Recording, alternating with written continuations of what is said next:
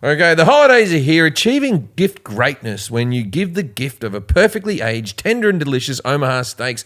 Omaha Steaks is the America's original butcher since 1917 and a holiday gift that is guaranteed to be loved. The steak experts at Omaha Steaks have put together a special curated gift packages to help take the guesswork out of gifting and make you a holiday hero. Go to omahasteaks.com and use the code IDK at checkout to get $30 off your order.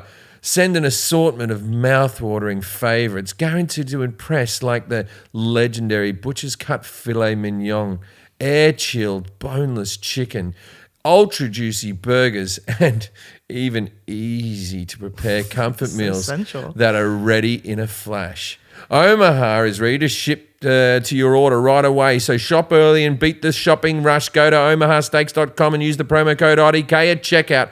Omaha Steaks is the gift from the heart, a gift that will be remembered with every unforgettable bite. Order with your complete confidence today, knowing that you're ordering the very best. Visit omahasteaks.com and use the promo code IDK at checkout and get the extra $30 off your order. Minimum order may be required. Tennis, badminton, croquet. They're all pretty stupid, really. Anything that involves a shuttlecock can fuck right off. All right, here we are on the I Don't Know About That podcast. I'm just in the intros just saying how I feel. We in Asia right now? Yeah. Oh, we're in Asia. Pretty exciting to be in Asia. Australia's just gotten through the group stage. How good were we against England in the next game, or Argentina, whoever we played? Yeah. So good. So good. America got through as well. Yay, America. Goals. We did very good, and the Welsh have been knocked out. Oh, not a lovely time. In saying that, I'll be performing in Cardiff. Come and see me. I got gigs all over Asia, all over Europe, all over Great Britain, who isn't a part of Europe anymore. Well, they are geographically, but no, you voted out. You're getting the same passport line that I have to fucking get into at the airport. And Forrest, you got any gigs coming up you want to tell people about? We had to record this intro again because Forrest is about to sit in the seat over there. All of a sudden he'll go swish, swish, like that. But Jack deleted the one. I said I wouldn't mention it, but then I realized that Forrest was in the room. So yeah, we're going to have to. Yeah, so we're going to have to, because Forrest is going to go switch, switch. Over where Jack is with a different outfit on. Yeah. So we're doing a different intro because Forrest just do a 1, 2, 3 snap, and then Forrest is there.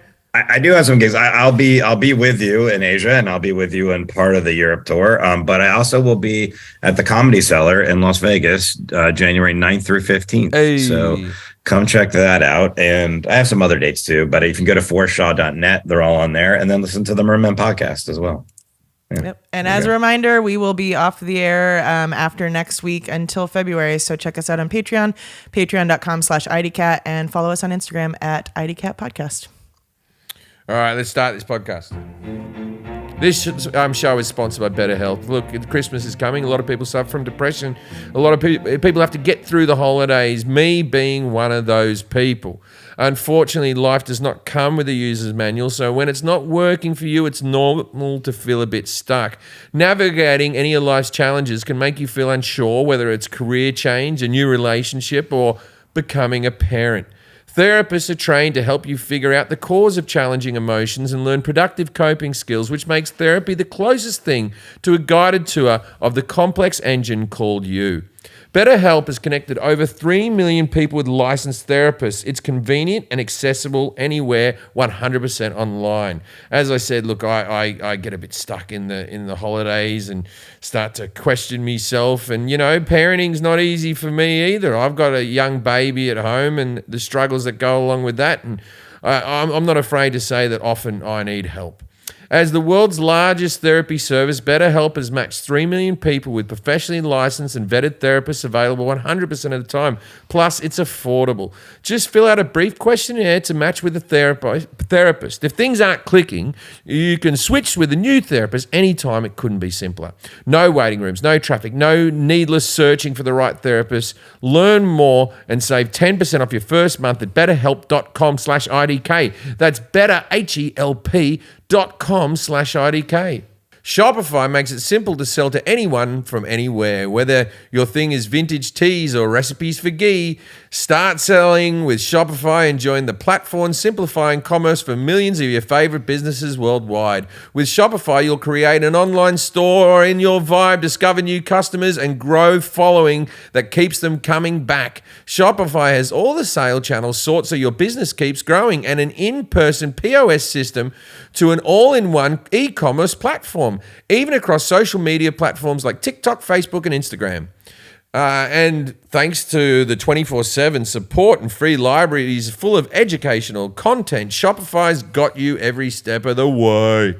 It's how every minute new sellers around the world make their first sale with Shopify, and you will too. Shopify makes selling simple so you can put yourself and your ideas out there. Whether your thing is making ebooks or earrings, Shopify makes your success possible. When you're ready to launch your thing into Shopify, launch it into the spotlight with the e-commerce platform backing millions of businesses down the street and around the globe. Shopify.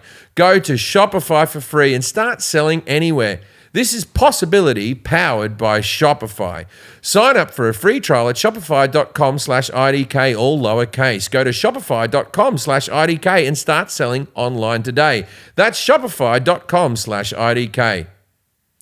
It's never too early to start playing holiday music, and it's never too early to start thinking about gifts, whether it's for a friend or friends of your pants.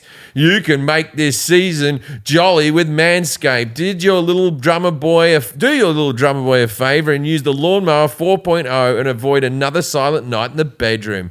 Then add the Manscaped's top-of-the-line shower products, and you have people thinking, all I want for Christmas is you. Santa cares about his sack, and so should you. Look nice when you get naughty and get free shipping and 20% off by going to manscaped.com/IDK. Don't forget to put /IDK. It's important to find a grooming routine that works for you. Manscaped makes it easy because they have everything you need to spruce up your package. The Manscaped's Platinum Package 4.0 is the one-stop shop for the man who deserves it all. It has everything needed to deck your halls from your face to your balls just in time for mistletoe season. The Lawnmower 4.0 body trimmer and the Weed Whacker nose and ear trimmer featured proprietary advanced skin-safe technology to protect your delicate presence. Plus, both are waterproof, so there's no issue clearing the snow from your driveway. There's also a 4000K LED light so you can light the way like bloody Rudolph did. Now that you've groomed your candy cane, it's time to make sure you don't smell like a reindeer with the Platinum Package shower products. All the Manscaped shower gel is sulfate-free, vegan, and made for your skin. Makes it feel hydrated and smelling fresh. The Platinum Package 4.0 sitting under the tree is guaranteed to put anyone in the holiday spirit. Get 20% off with free shipping at manscaped.com/IDK. That's 20% off with free shipping at manscaped.com. Manscaped, get your jingle balls ready for holidays. Okay, please welcome our guest, Dr. Ian Milligan. Dr. Ian Milligan. Now it's time to play. Yes, no. Yes, no. maybe. Yes, Who knows? Judging a book by its cover. We always tell our guests there's going to be a moment of silence, but there's not that anymore. You always sing along. I always give them a bit of noise. Yeah. Okay, so Dr. Ian Milligan. Doctor, I believe you're a red book enthusiast. You have a lot of read books. Okay, so first of all, does it involve medicine? No. Oh. Are you a doctor of medicine? Nope. Oh, you're one of these guys that when is there a doctor on the plane and you come up and go, well, Plato once said. Are you a doctor of theology? Nope. Oh God, we'll have to find out what he's a doctor of then. Are you a doctor? Well, I'll tell you right now. He's a professor of history. Okay, so is this about history? Yes. Is it about a war? I love always about a war. No wars. It's something you don't like. Yeah. I'm sorry, but you can. I'm sorry, Ian. Go ahead. Say maybe a war, but not really a war. Something I don't like. I sometimes you like it, but other times you really don't.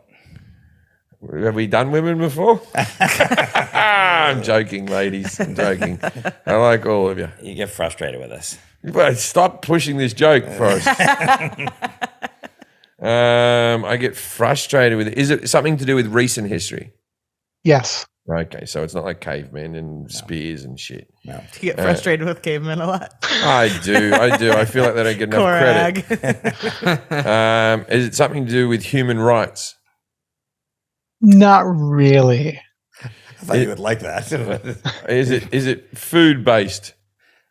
Not really. You use this every day, but you have said that My wife's good nature. yeah, but you have said you would do without this in a heartbeat. Oh yeah, okay. I use it every day, but the internet. That's correct. Oh yeah, bloody internet, pain in the neck.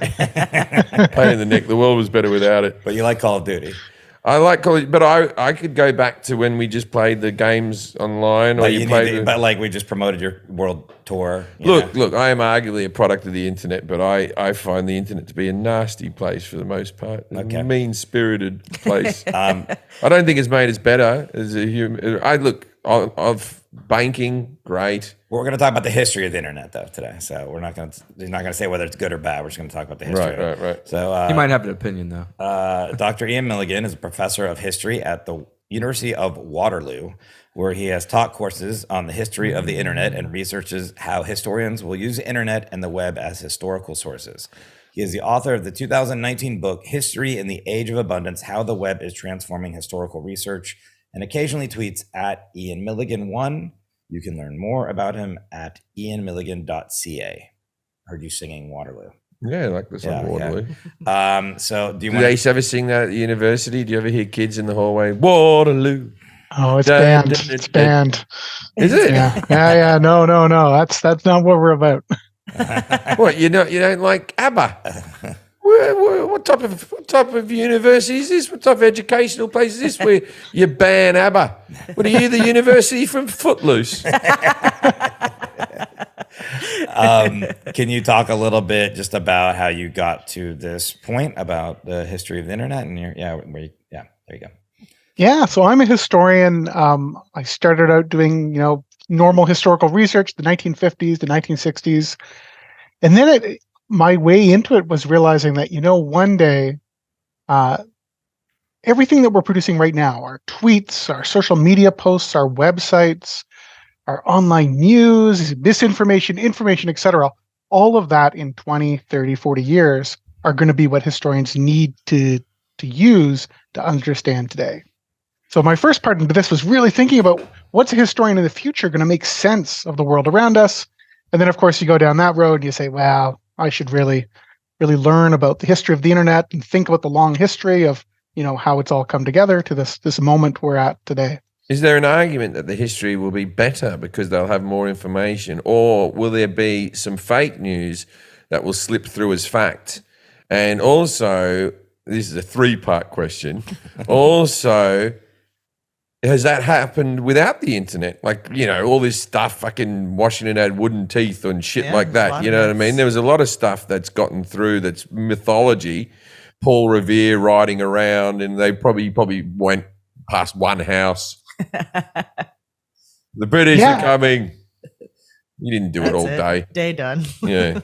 Yeah, you should come do my guest lectures, because that's a point I often try to make, that the internet seems new, but many of the things that we're facing with the internet are obviously things that we've faced a long time before. I mean, I think history will be better. I say that cautiously. And I think it's going to be better because we have so many more voices. Right. If I'm a historian, I'm studying the 50s and 60s, our source base is really, really limited. Now I could use, social media posts and Twitter. We've got posts from children. We've got posts from people living through events. We've got all these voices. Now, the flip side is, the question of misinformation. And I think you're right. We've always had misinformation. There's always been things in archives we need to critically assess and think about.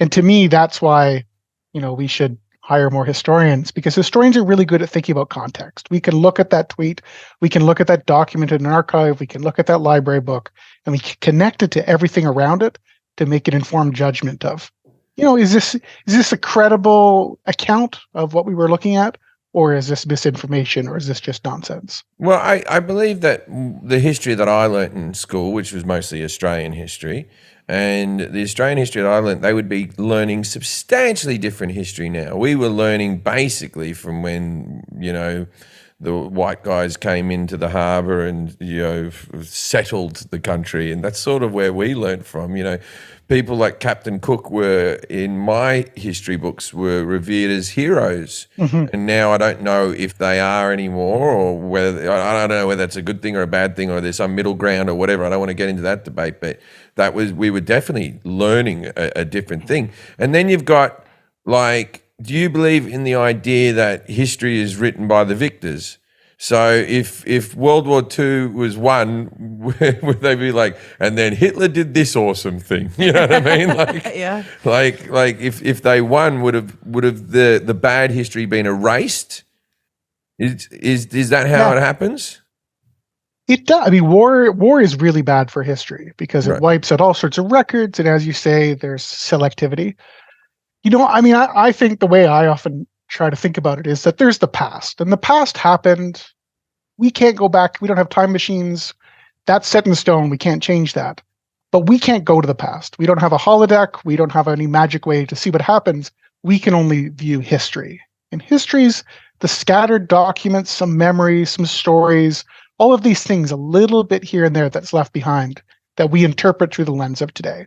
So, Australia, Canada, where I am, similarly, 20 years ago, the history that we would have taught was, rah, great people came, set up this country. And then we're also simultaneously, now we're really reassessing, what was the role of colonialism? What was the role of our First Nations people? And the past didn't change, but the way that we think about it and the way that we interpret it has. Right.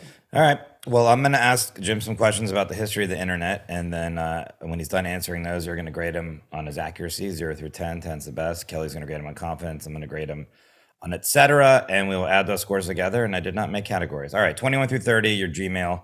11 through 20, Hotmail. 0 through 10, AOL. There you go. What is the internet and how does it work, Jim? What is the internet? Okay, the internet is a way of sharing information or anything, or talking to each other, or it's a way of connecting people through a computer, whether it be in your pocket or anything, to swap and converse, and the swapping of ideas or anything like that. And how does it work? Yeah.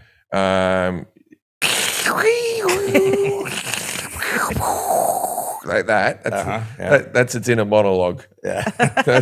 That's when it's working. It wants to do that noise. But it's through optic fibers and stuff, and Wi-Fi, and I don't know either, and I use it. It's like the day, Force. so. It surrounds us. It binds us. It's all living things. We did an episode on Star Wars yesterday, so there you go. Who invented it? And when? Well, I have a friend, a Scottish bloke, who's a bit of a bullshitter, and he reckons his son invented it. But he doesn't. You know the guy. I'm not going to put you that. You know the guy, right? Yeah. I've talked to him. Yeah. But he reckons his son invented it. So there's a guy in Glasgow who invented it, and then it was so it was invented originally, I believe, by the military. And then the guy who invented it wanted to give it out to the world for free. It was just like, and we can all have this thing. Mm-hmm. And then people were like, no. You know when about?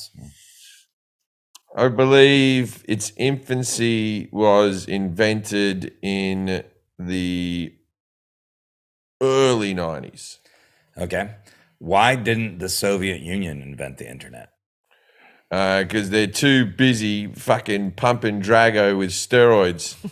Too busy cheating at the boxing against Rocky. Yeah, they were busy with that. Yeah. What is the much. What is the ARPANET system? ARPA. Don't know. Don't know. ARPANET, I think I'm saying. I'm quite proud. ARPANET. I'm quite proud ARPANET? of my lack of knowledge on this one, to be Okay. honest with you. Okay. Why was the Advanced Research Project System, ARPA, formed in 1958? Okay, so that's when the internet was in its infancy. Yeah, this is your go-to thing on this Yeah. podcast. You always redo your It questions. would have been some way of Why was it formed though? for the Why? military? Military? Yeah, military to pass Okay. information on. Okay, that was the original. Yeah. Okay. What is a URL and what does URL stand for? Don't know. You've heard of it though, right? I know. It's a URL. You don't know what it stands for? URL? Ultra ray lights. Got it. How does the World Wide Web differ from the internet? It doesn't. That's one thing we got to get rid of, putting www in front of things. That was pointless. Some places don't have it. Yeah, but as soon as the first person to do it was like, and then you put World Wide Web, like, get the fuck out of here. Just put the fucking thing in. That's stupid. I hope they don't look upon that person in history kindly. Well, here's the next question. What is the web and how does it work? It's the internet, Okay. and it's the world. It's worldwide, Yeah. and you can send emails and shit on it through the sky. Okay. Who invented the World Wide Web? Guy in Scotland, son. Same guy. Same guy. Yeah, same guy. What is the name of the first web browser? So with the browsers, you have like Safari. Now, Yeah. What was the name of the first web browser? First web browser wouldn't have been Ask Jeeves. He would have been like number 5. Yeah. That's a search engine, I think. But this is like Well, we have Safari on your iPhone. Yeah, This is Safari. I'll say Explorer. Explorer. Okay. When was the first image uploaded to the web, and what was it of? The first image that was put up on the web was a photo of the guy who invented the Enigma machine. The gay fella. The from the movie. Yeah. His name's Yeah, I know what his name is now. yeah. But Starts with a T. yeah, That guy. Turing. I don't know if you're right. Alan Turing. A picture of Alan Turing. That's the first image. Yeah, Are you right? I believe so. Oh, I don't know. And when I was know. that? Do you know when that was? I have no idea. The first page on the World Wide Web was released in 1991. What was its topic? It was mnms.com. It was just about M&Ms. Wow. Still around today. What was the first ever item sold on eBay? eBay was invented because a woman, as with everything, people always have this one idea. They're like, I could do this. And then they're like, what? I could do this for everything. Like Amazon was just books. And then he's like, I could sell more than books. The reason that eBay was invented was there was a lady who collected Pez dispensers, and she wanted an online forum where people could swap and sell their Pez dispensers. I went to the Pez Museum. With me. Yeah, so Where was I that? fucking know. Connecticut, I think. It's like Connecticut. We were driving in between casino gigs, and we were on our way to a casino in Connecticut. I think it's somewhere in Connecticut or upstate New York. Here's a little thing you might not know about me. If we're driving somewhere to the gigs and someone says there's the biggest blah, blah, blah, we're taking a decoy. Yeah, it said Pez Museum, whatever. Jim and I just pulled over and went to the Pez Museum. It was pretty Belter, cool. really It was pretty good. cool, actually. Yeah, It's yeah. pretty well organized. Yeah. You can put your head on top of a Pez things and you can be a Pez dispenser. Oh, yeah. We bought Pez dispensers. Yeah, I bought loads of Pez dispensers. So what is the meaning behind eBay's name? So that was the first item That's ever first sold. item at was a Pez Pez dispenser. Pez dispensers, yeah. What is the meaning behind its name, eBay? Electronic bay, electronic sales. Bay? Yeah, Like Old Bay. yeah, like when you used to drop things off at the bay, like shipping containers go to the bay. Okay. I think I know what your answer is going to be, but let me ask you: who developed email and when? Scottish guy? No, email was invented. I believe an Australian invented the internet or something. There's some Australian in here somewhere because sometimes There's a question about Australia later, but it's not about who invented it. sometimes we have like invention offs. Yeah. You know what I mean? Where I give all the good inventions Australian gives. I can normally beat a Canadian or something, but Yeah, very hard. You, me, and JJ did it. I represented America. You did Australian. You think JJ an did Australian Canada. invented email? There's something to do with the internet that Australia invented. There's one bloke involved in it somewhere. Okay, so I'm going to say an Australian, and then when? Do you know about when email was developed? 1982. Okay. Why is computer junk mail called spam? No one likes spam. Hawaiians. Yeah, but some people like junk mail. Few people. Put it in their eggs. Yeah. What was the first live stream of? First live stream. Yeah. Maybe it was a sport. Maybe it was Elvis Hawaii. That was a satellite. That wasn't internet. I'm going to say live stream. It was a picture of a cat playing a piano. Okay. Why did Australia ban forwarding emails in 2001? You couldn't forward emails in 2001. Because you can't forward regular mail that's handed to you. It's like people, you could. That's why Australia did it? Yeah, I think it might have been a privacy thing. So you can send someone an email, go, hey, really sorry about the other day, blah, blah, blah, blah, blah. And then they can forward it to 1,000 other people. That didn't happen with letters. Okay.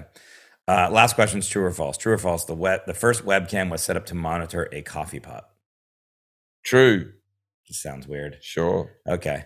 Ian, how did Jim do in his knowledge of the history of the internet? 0 through 10. 10's the best.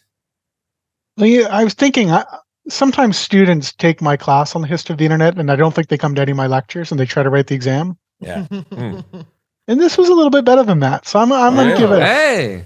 I'll give it a 5.5. Yeah, right. Okay. There's some Pez points there, man. Yeah. I know when you said Pez, I saw you, and I thought you were nodding your head like, oh yeah, you got Pez. I don't know. Maybe you didn't. I don't know. Okay, 5. How do you do in confidence? I'm gonna give him a 6 on confidence. 6. That's 11 total. Give you 2 and etc. Your Hotmail. All right. Don't you still have Hotmail? No, I never had Hotmail. Okay. He is a hot male. Yahoo till I die, baby. Okay. Oh yeah. Okay. So what is the internet and how does it work? Jim did some dial-up stuff with his mouth. Said it's a way of sharing, connecting through a computer. Yeah. But how does it work specifically? And what? Yeah, maybe you can explain all that. Yeah, I mean, fundamentally, Jim got it. The concept of it is about sharing. So the way I like to teach this is, there's like the lowercase internet. And so I look at your room here, you got some laptops, you got different devices, you've got a network.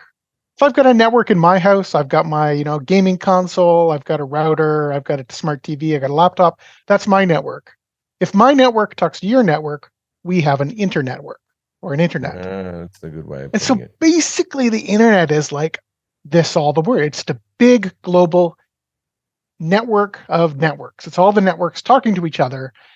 And so part of it is, the beeping and the booping, the fiber optic cables, wires, switching boxes, there's giant cables that run under the oceans, et cetera, et cetera. But the way that I really think the internet is significant and what it is it's a common protocol. It's that the world basically decided this is going to be the common language of networks. And so it really is the magic. I've got a phone. My phone might have been made in China. I can talk to your laptop that was made in South Korea. I can talk to my colleagues, computer. He's got one that was made in America, which is pretty rare. You're in South Africa. I'm in Australia. Someone's in Canada. We can all talk, and all of our devices know how to do it because everybody's agreed to use the same common set of standards. So to me, the internet is really just everybody deciding this is how we're going to communicate, and we actually managed to do it. Yeah, that is pretty impressive when you put it that way, actually. Yeah. Because we don't agree on anything else, really. So, No, it's incredible. How do we not agree on PowerPoints? That does my head in. what do you mean? Oh, yeah. Every time I travel, I'm about to go through Asia. I have to buy another one of those fucking things. Oh, I have one. I thought you meant Powerpoint, like presentations. I was No, like, is there a debate on this? Got it. Okay, Plugs gotcha. for the walls. Yeah, I have like a universal one that I've kept in my. Yeah, it's. I always lose them. It's a fucking pain in the neck. Yeah. Yeah, but the internet. Yeah, that is a good way of putting it. Never really thought about that because it is. I think people do take it for granted that you just send an email on your phone. You're like, yeah, that's off. Stupid email, and you're like, Oh, the fact that you used to go down to the bank and someone used to write your amount of money in a book. Yeah. Yeah. Someone used to say, you have this much money in pen. And then they just stamp it and you go, okay. Yeah. Spill a coffee got on it right it. here. Hope I don't lose this piece of paper. My whole life on it. Yeah, mental. And then like even credit cards use it Yeah. to get things. Oh, fucking. So there is some benefits, I guess, to the internet. Who invented it and when? Jim said it's some guy in Scotland. Oh, no, you used to say it by the military. There was a guy in Scotland you mentioned, Joe. Well, they took it from him. This the the way military my mate is his son. He goes, my son invented the internet like that, right? And he goes, and then the government stole it from him or some shit. Well, who invented it and when? Yeah. So it's sort of like all annoying historical stories. It's one of those. There is no one single person who invents the internet. But some of the main characters in its development would be going back to the 60s, and going back to people primarily in the United States who are initially thinking about how they can set up networks. So there's somebody in 1962, J.C.R. Licklider. He comes in, he heads up the Advanced Research Projects Agency, which we'll talk about in a second. Is this really cool American defense agency bloody lick lighter. So anyways, he starts thinking we should come up with, he calls it a galactic network. He writes this paper in 1962. He's starting to tell people, we need to think about ways to bring computers together. And then around the same time, there's someone at the RAND Corporation, which is another one of these American defense think tanky things. And he's thinking about, how are we going to communicate during a nuclear war? And so he starts thinking about the way networks can work. And he says, we've got centralized networks, which would be like you've got one hub in the middle and everybody's connected to it. Like, imagine a train network. There's one station. Every train has to go to that station. If that central station gets destroyed, the whole network collapses. And he says there's decentralized networks. That'd be like an airline hub network. There's lots of different hubs, but you kind of always end up in Chicago or Denver, or Newark, New Jersey, or Houston. Like you've got some major hubs that connect to each other in little parts, but there's still some centralization. It's decentralized, but there's still hubs. And then he comes up with the idea of a distributed network, which is like a grid. So imagine it's like a road network in a city. You can do a lot of damage to a road network in a city, and you can find a way to get around that city because there's so many intersections, there's so many connections, etc. And then finally, there's another guy in 1965, Bob Taylor. And I like this story. He's working for the government. He's got an office at the Pentagon. He looks around his office and he has 3 computers on his desk. And each of them has their own commands. Each of them has their own community. Each of them has their own system. And they don't talk to each other at all. And he sort of has, I think, basically a light bulb moment and says, hey, if I've got 3 terminals, there's got to be some way that we can get these systems to talk to each other. And so those are the folks that come up with the sort of backbone, the nuts and bolts of the internet. And then later on, there's a group of people who come up with that standard protocol, which is something called the Transmission Control Protocol, Internet Protocol, or TCP/IP. And that's basically the lingua franca that becomes the internet. And that's where, Jim mentioned it becoming free. Along the line, they decide we're not going to monetize this. It becomes part of an operating system in the 80s. It becomes free in 1989. You've got this free standard, lets all the computers talk to each other, and then you're off to the races. So it's a lot of people all working together throughout the sort of back half of the 20th century that make the internet possible. And then they went to charges, the bastards. How did Al Gore get included in the conversation? Because that's always the running thing, is that Al Gore invented the internet. People always say that, but is he involved at all? He is like the very crucial way of a lot of this early development process required a lot of money. Required a lot of money to academia, a lot of money to these kind of networks. And Al Gore was an influential politician in the U.S. Congress that was able to push legislation forward that made it happen. Gotcha. So, okay. There's truth to it, right? He financed the internet. So does it all, so you could argue that we had radio, right? And radio is a way of connecting us through airwaves and the sky. And then we had Morse code, right? Morse code was, was that the original internet? Because it's sort of like a thing, sending messages through a wire, you know what I mean? Yeah, what's the big difference? Like, I remember I had a cousin that had a CB radio in his bedroom, and I used to think it was the coolest. And he's like, I can just talk to anyone, anywhere. I just it was like like a ham radio. Yeah. And he was talking to truckers at 16 in his bedroom, like breaker. And I thought, he's got it made in the shade. He'll never be lonely. Yeah.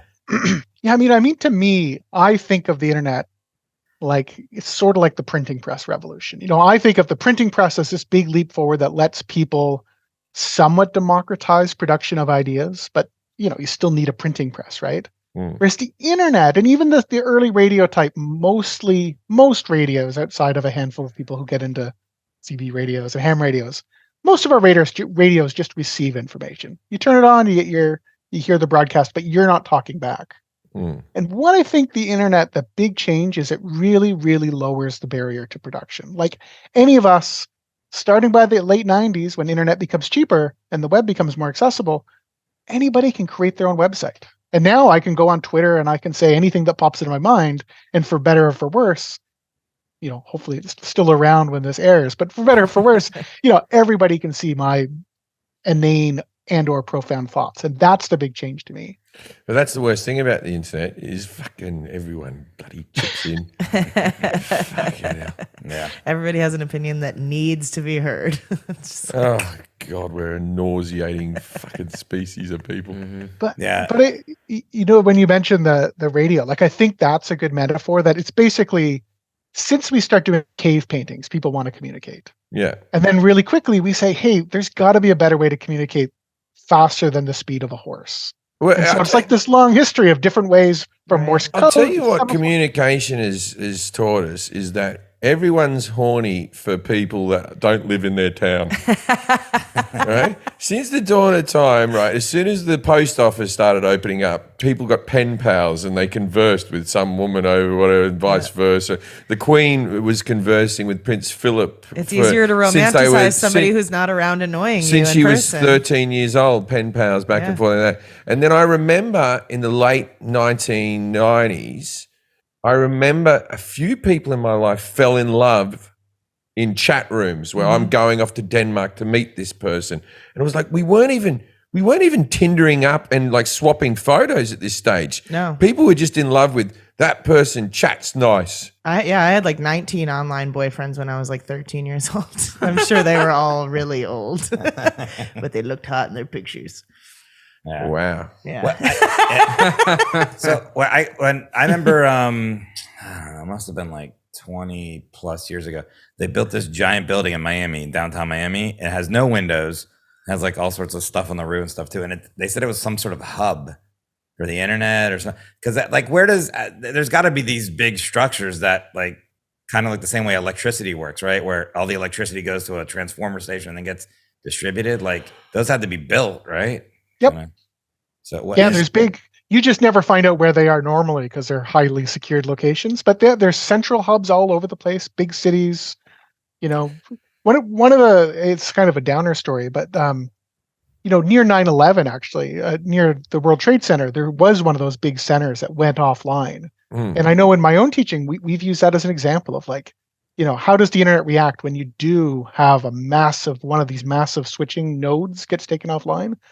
And it was like the big impact for the internet when that goes down in Lower Manhattan is like people in Italy and people in Africa are seeing degradations in their service just because of the network being all connected together. That is terrible.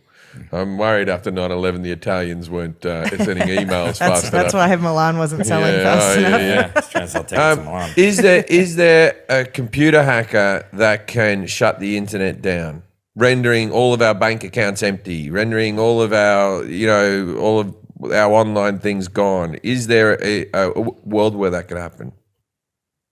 I'm not a cybersecurity expert, but I would say no. But I think that's the sort of thing that keeps everybody awake at night in every organization around the world is making sure that networks are secure. Could I just go into one of these facilities with an axe and fuck things up? No. Oh, well, I won't do it then. Probably get shot. But the magic of the internet is because it's this decentralized network that it's not vulnerable. It's not like an old network, like say you're on a university campus, you might have a central hub where if you knock that out, the whole internet might go down on the campus. It really is decentralized. So if you came in and you destroyed one of a major center in your city, the rest of the internet would adapt and traffic would flow around it. It would continue to work. It's the resiliency that really makes it special. Why didn't the Soviet Union invent the internet? Jim said they were giving Drago steroids. I don't know if that was right. Yeah. And I like this. So there's a great book by this historian Ben Peters on how not to network a nation. And to me, it's like the irony, right, of the United States primarily develops the internet. But it doesn't do so because of the miracles of the free market capitalist economy competition. It does so because it has like massive state-supported defense and research establishment. Like it really is the epitome of big government creates the internet in the United States. And so the flip side is you'd look at the Soviet Union and you'd say, hey, if the US can develop the internet through the power of big government, surely the Soviet Union, with the giant power of big government, could have done it. And the story there is really interesting. So they do try to create an internet. They want to coordinate their economy because it's all about how many tractors should you build here, how much toilet paper will we need here. They've got ledgers. They're doing their whole economy. And basically because of trust issues, nobody wants to network their computers together because no one wants people to see how much information they have. No one wants to know how many tractors you actually could make, how many rolls of toilet paper you could actually produce, because you don't want your managers to know that. You want to set your targets lower so that you're not going to end up, bad things happen in the Soviet Union. So it's one of these, just a neat story of like the US, for all its vaunted power of this big, massive free market capitalist economy, develops the internet through the power of big government. And the Soviet Union, which is big government, basically can't do it because all the factories are competing. So it's a sort of ironic story of why the internet happened here. Is there anywhere on Earth that still doesn't have the internet? No, I'm pretty sure you could go to any corner of the Earth and find there are places that are internet deserts, right? There's places where remote communities where your internet's not fast enough, you can't access school, you can't do remote work, but the internet is pretty much everywhere. But what about North Korea? Yeah. So North Korea is just limited internet. They have their internal internet, do they? That's a good question. I don't know. I'm not an expert on North Korean internet. I'm sure they have their own internal network of a sorts and with very limited connections to the rest of the world. Yeah, because I read an article in Wired magazine about Cuba, and they have it. Well, this was 4 years ago, so maybe it's there, but they had an internet, but it was only within Cuba. And they had all these basically wires running around the whole country it was like almost an illegal internet. They had hotspots where you could get it. It was really crappy. Yeah. But they had these wires that would run all over the country, and they'd take like literal hard drives and download like all the stuff that they got illegally from people coming to Cuba. They'd download like Netflix, like they had their own versions of Facebook and stuff, and they still created an internet in Cuba, but it was only within Cuba. But it still was an internet. So it was interesting. It's in Wired magazine. I don't know if that's what they're still doing there, but yeah. So yeah, and sometimes it's one thing that might be cool to look at is like submarine cable maps. You can see where all the it's like spaghetti connecting the world. And some of those islands, only have one connection. And how do we run wires underneath the ocean? How do we do that? I'm not an expert on that, but I would imagine I know a little bit about the first transatlantic cables. You take boats and you sink cables and you have all sorts of monitoring software. It's pretty impressive there's not stuff. like divers underneath there. No, it's off a ship. But you're saying some islands only have like one cable connected. Yeah, they'll have one cable, and then that's a vulnerable. We've got satellites, but satellites really aren't going to take the backbone of internet traffic. I thought satellites did all the heavy lifting. Yeah. It's underwater cables, I guess. Underwater cables. I just looked them up because I was curious. They're big. Yeah. They're big. I mean, obviously they'd have to be. They're like this. Like this. Oh, that's not that big. Yeah. I was saying way bigger, Jack. I assume that as well, but no, they're they're not your average plug, obviously. They're like a cantaloupe. Yeah, about. Or a rock melon for you Australians listening. What is ARPANET system? So ARPANET, and probably I know the next question was why was ARPA founded? So perhaps I should weave the two together if that works. So ARPA, the story of ARPA itself is cool. So it's this agency called the Advanced Research Projects Agency, and it gets set up in 1958. And it gets set up because in October 1957, the Soviet Union launches Sputnik. And they launch the first satellite into space, and it terrifies the United States. At first, they're not worried because they say, we've got a rocket coming. It's not going to be a big deal. Basically, 2 months after Sputnik launches, the first American big rocket they're attempting blows up on the pad. And suddenly everybody goes, we have a real problem. We're going to fall behind in the space race. We need a new organization. And so in February 1958, they set up this agency called the Advanced Research Projects Agency, or ARPA. And what ARPA is cool about is that it's basically this R&D, research and development enterprise that is set up to have minimal bureaucracy. So you can just kind of pitch an idea and run with it. Rapid response. You can go to your boss and say, I want to fund something. You get funding like that day. And they have visions of the future. So they do like mad scientist work. Like they've got ideas where they're going to, they want to set up something like they want to stop incoming nuclear weapons. They have this mad scheme of like launching nuclear weapons into the sky to create a force field that's going to knock down other nuclear weapons. Like it's this apocalyptic vision of shooting nukes into the air and blowing them up so other nukes can come down. They come up with spaceship ideas where spaceships are going to drop nuclear weapons and ride that explosion shockwave to Mars. They just basically start thinking of these big ideas. And then the Cuban Missile Crisis comes along in 1962, and people realize, oh my God, like this is complicated. We're living in a world of mutually assured destruction. If the Soviets or the Americans make a wrong step, we could end up destroying the world. And so they realize that in the course of the Cuban Missile Crisis that we have this really complex, we have a high stakes in operation. There's too much information. Nobody has enough information. And they say, we need to have some way to communicate better in a crisis. And so that kind of leads into the overall context of setting up the ARPANET, which is the ARPANET, the network that they're coming up to get. And they basically are working on several projects. They're working on projects that they can share computers. How can you take one big computer and let lots of people use it at the same time? They work on something called packet switching. I won't go into the details, but it's basically how can you send messages through lots of computers without getting broken along the way? And the solution is to take a big message, chop it into, say, 100 parts, send those 100 parts, and then reassemble it at the end. It turns out to be much easier to send information. And then crucially, as I talked about at the start, the common communications protocol, like some way that all computers can share a common language when they're networking with each other. And so that leads, in 1969, the ARPANET comes online.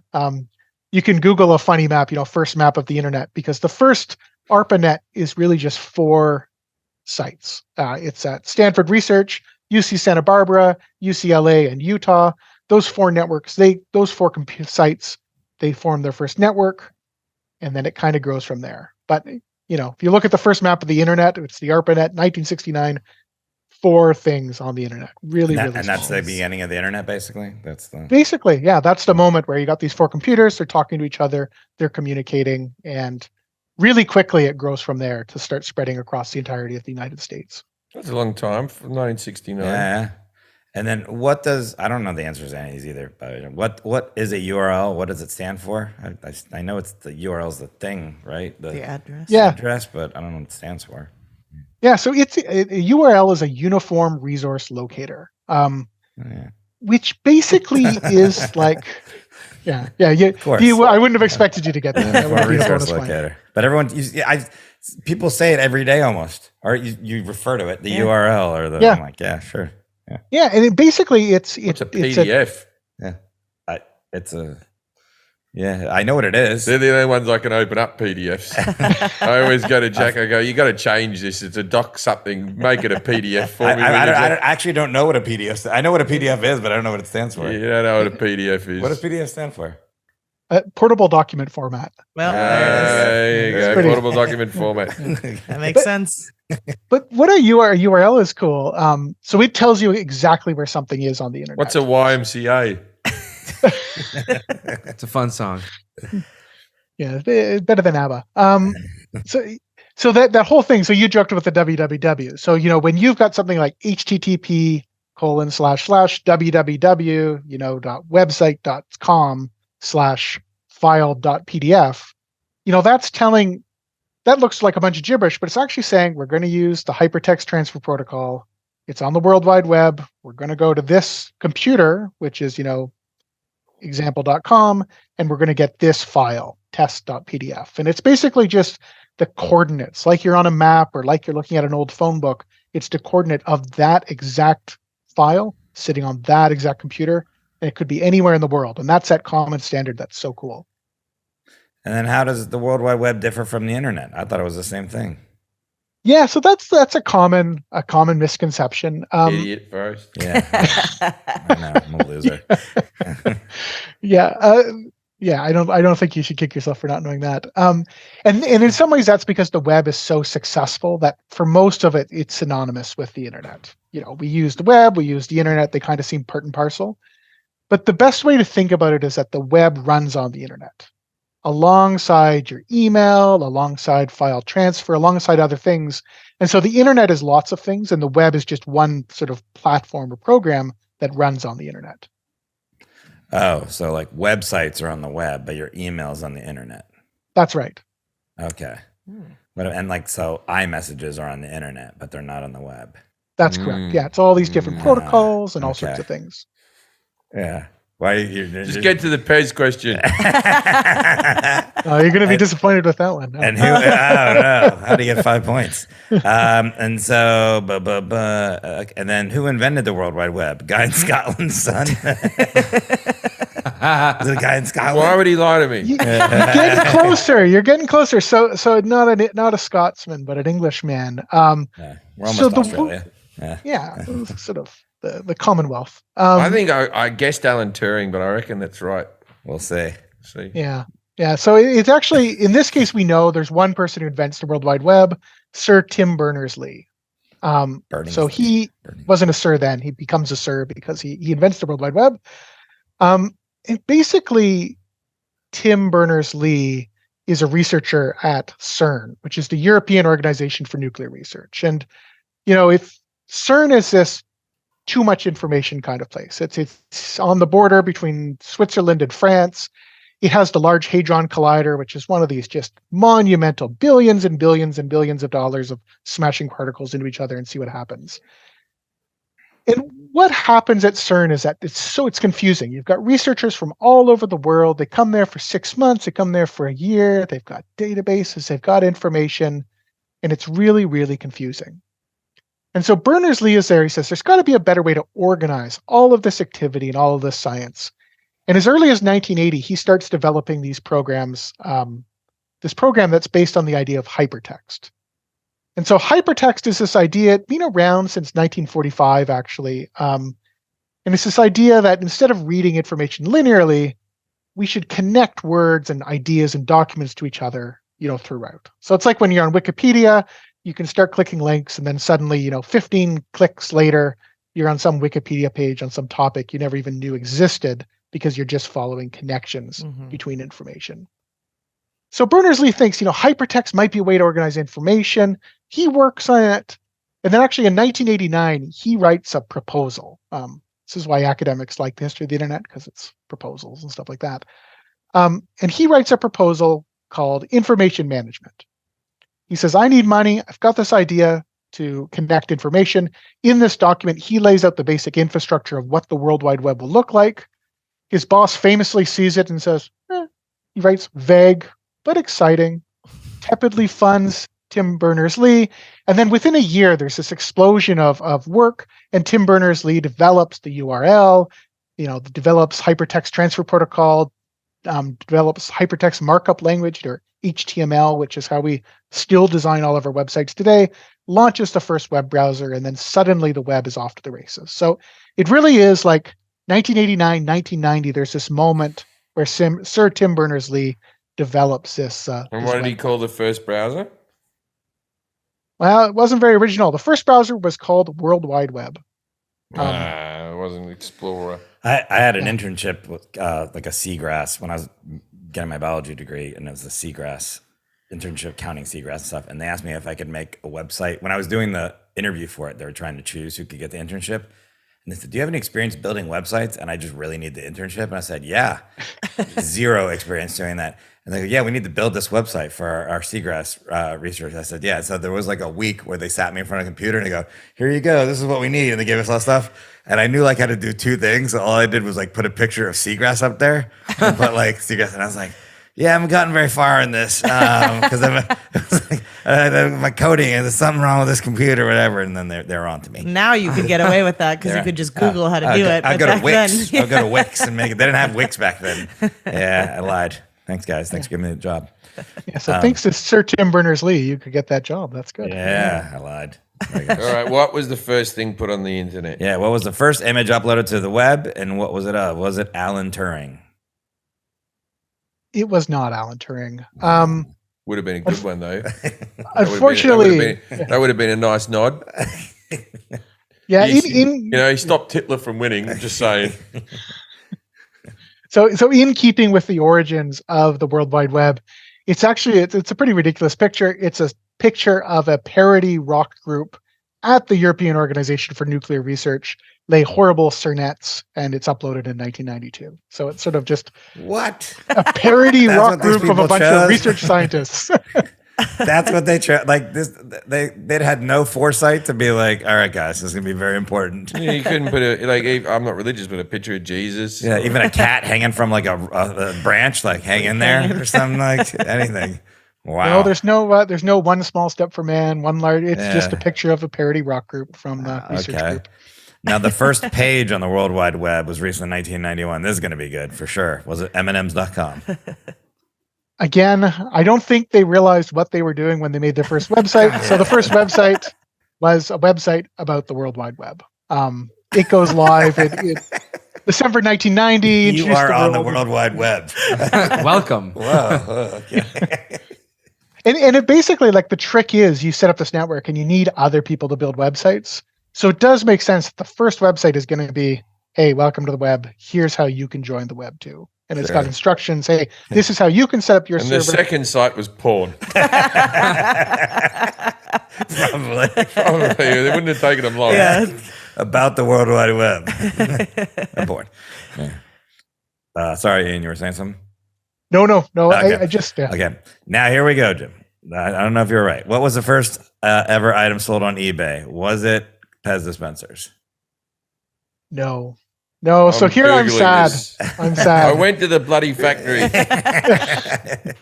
So the first ever item. So I'll talk about the first item, then I'll talk a bit about Pez. So the first ever item sold on eBay is actually a broken laser pointer. It's not as good as a Pez dispenser. The beginning of the internet web sucks. I'm surprised it lasted. Really. It says here eBay grew from one man's idea. I thought it was a woman. eBay started in 1995 and is an idea for collectors to buy and sell Pez dispensers. Yeah, Founder Pierre Omidyar began eBay as a favor to his girlfriend. But the first thing that was sold on it, broken laser pointer. Why? Well, Ian's telling And us. All right, you tell us. And then I'll so this it's a Canadian. So there's your Canadian content for the Ooh, thing. I got Canadian. this laser pointer that's really stuck in my house up. It used to entertain the cat for a while, but now even he's bored. I have to get rid of the clutter. So it's a Canadian, and again, it's not the best story. He didn't want to buy a new laser pointer for $30. He saw that there was a broken one on sale for $15, said, I could fix that.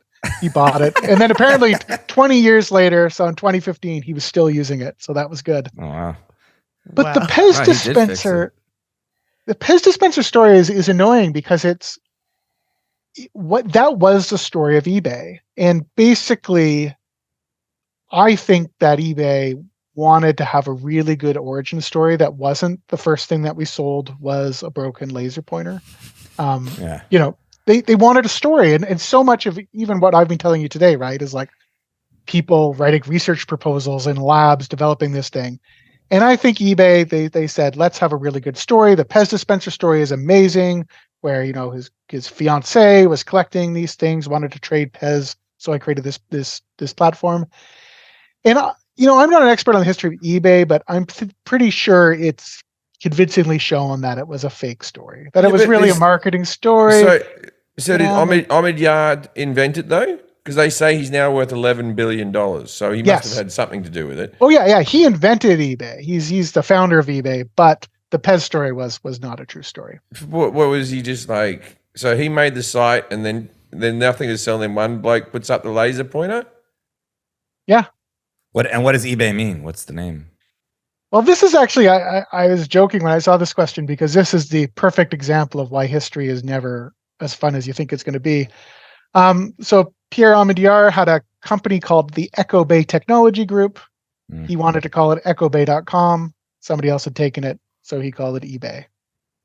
And that is a perfect example of, I wish I had a fun answer for you. Yeah. But history is eBay boring. sounds better than Echo Bay, though. Yeah, he goes, eBay, or as it was first known, Electronic Bay, began on Labor Day 1995. It was quite rudimentary by today's standards, with no guarantees, no fees, no third-party interactions, blah, blah, blah. So I don't know. There's a lot of... This says Echo Bay here. It all says it. It all says... Were you on Wikipedia? It's all Pez, baby. Who developed email? Was it an Australian in 1982?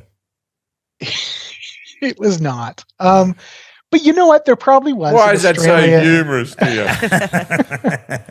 I'm a Canadian. The original internet was that fucking thing on the end of a bit of string that Crocodile Dundee swung around his head on top of the hill to make the Aboriginal fellas know what was going on. That was the original internet. Possibly.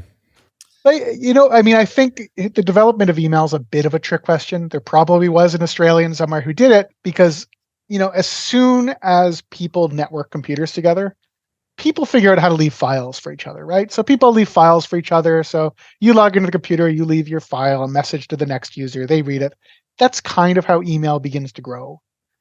But probably the main milestone in the development of email is the ARPANET. In 1971, there's a guy called Ray Tomlinson, and he develops a program called American, but yeah, Send Message. He invented in 1971, and the big thing that's new about that is that's where we got the @ sign.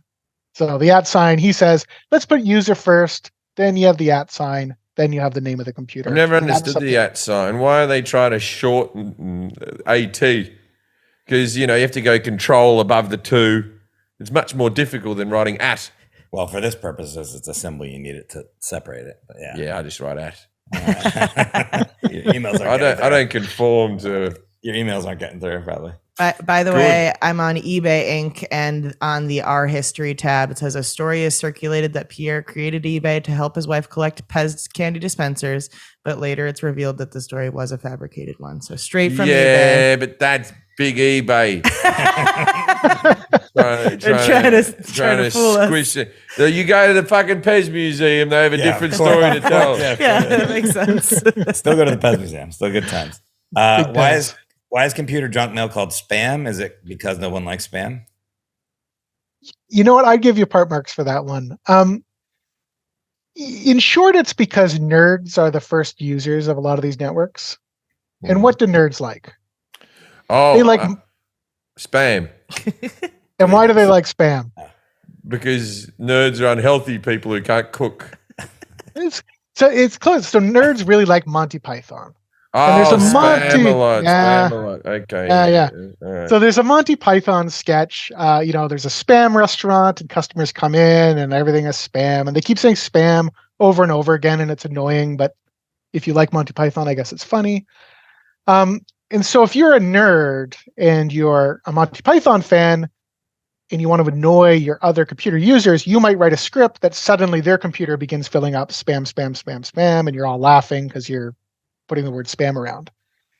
So that's basically where the nomenclature for spam email comes from, is people who had originally annoyed each other with messages that said spam just became sort of the way that you'd also describe any message that came in. I wonder whether Cleese knows. Next time I see John, I'm gonna Yeah, you gotta let him I'm gonna tell him. Yeah, you invented spam. Thanks. Yeah. And I do like the first spam email, I think arguably is sent in 1978. It's like a computer salesman who uses the ARPANET to tell people to come to his product demo. And I like this story because he sends spam, but of course it's the ARPANET in 1978. So like an army major comes on the network and yells at him like, "Get off the network! Don't send junk mail." He replied all. I'm going to say that to John. I'm going to go, John, do you know why we have spam on your emails? And he'll go, no. And I'll go, because nerds like you. What was the first live stream of? Was it a picture of a cat playing a piano? No. Again, history is a little bit boring and history is a little bit annoying. So probably the first live stream in 1993, somebody streams a movie over the internet. Very clunky. I want to say like 2 or 3 frames a second. Like it's a very slow, janky video and they do it. And then the big breakthrough in streaming. What movie? Oh, I'd have to Google it. It's like some long title. It's a movie you've never heard of. It's a movie, science fiction movie developed for this purpose. Right. And then in 1995, I think the Seattle Mariners and a New York Yankees game gets streamed through Real Player, which is sort of an icon of the early. So that was like the first real legit. First, Sports. big commercial breakthrough of, we could make money on this. Yeah. Why did Australia ban forwarding emails in 2001? And was it a privacy thing? That's what Jim thinks.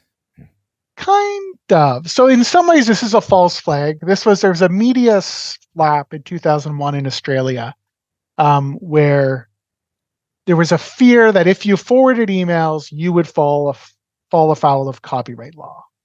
And so there was this big, it was a media sensation, kind of went viral in 2001, saying Australia has just banned forwarding emails. And then I think their attorney general clarified that really, if you were forwarding an email that was an original literary work, so if these were emails that were so profound and were like your novels and your intellectual property, if you forwarded that, you might be infringing their intellectual property. You might fall afoul of copyright. But of course, everybody continues to forward emails, and most of the stuff we forward on the internet is not at the level of an original literary work. So if you're in Australia, you can still forward emails and you don't have to worry about getting arrested. And then was it true that the first webcam was set up to monitor a coffee pot? Yes. Yeah. Basically, it was a group of people. They said whenever we got up and left our desk to go get coffee and saw it was empty, we were sad. And so they set up a webcam and took a picture of this coffee pot, and you could sit at your desk and time your trip to the coffee room accordingly. Oh, the fun we had. And then it was porn. Everything devolved to porn eventually. All right. Now is a part of our show called Dinner Party Facts. We ask our expert to give us some interesting or obscure fact that our listeners can use to impress people about this subject. What do you got for us? So my favorite dinner party fact, historians, we don't get invited to many dinner parties, is, people, and maybe I'm dating myself. So there's a meme, remember Series of Tubes? There was the late American Senator Ted Stevens, and he said, the internet is a series of tubes. And everybody made fun of him and said, look at the old man. He doesn't understand the internet. He said it's a series of tubes. What a joke. And so my dinner party fact is saying, yeah, he was right. The internet really is a series of tubes. Tubes that run under oceans, tubes that run underneath our parking lots, tubes that connect our buildings. That it's a useful reminder that, well, it seems like the internet is just out there. It's the ether. It lives in the air.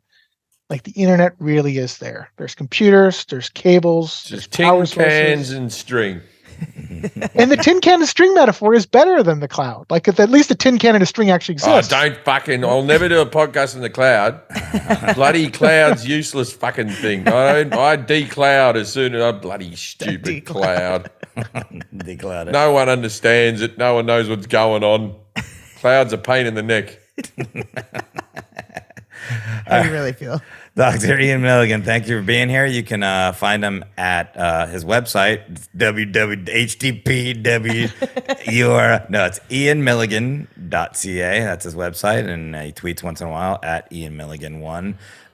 Check out his book. It's called The History in the Age of Abundance, How the Web is Transforming Historical Research. Thank you for being here today. Thank you, Dr. Ian. If you're ever at a party and someone comes up to you and goes, the internet's just a bunch of tubes, go, I don't know about that, and walk away. Good night, Australia.